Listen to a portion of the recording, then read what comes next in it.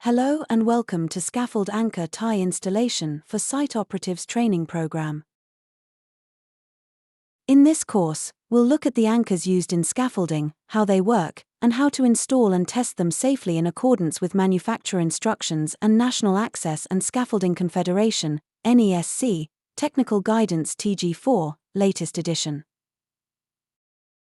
By the end of this course, learners will be able to identify and explain the purpose of scaffold anchorage and its importance to the strength and integrity of the scaffold.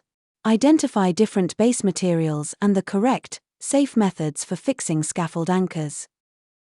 Understand scaffold engineering designs, manufacturer instructions, and NASC TG4 guidance prior to installing anchor ties. Install common scaffold anchor systems safely and correctly using approved tools and methods. Select and install the correct connectors to ensure scaffold ties are loaded in direct axial tension and not side-loaded. Outline scaffold anchor testing procedures, including preliminary and proof testing. And identify the records that must be completed and retained. To meet these learning outcomes, we will cover the following sections. Understanding scaffold anchorage. Base materials. General principles. Drop-in anchors. Self-tapping screws. Nylon plugs and screw eyes. Resin anchors.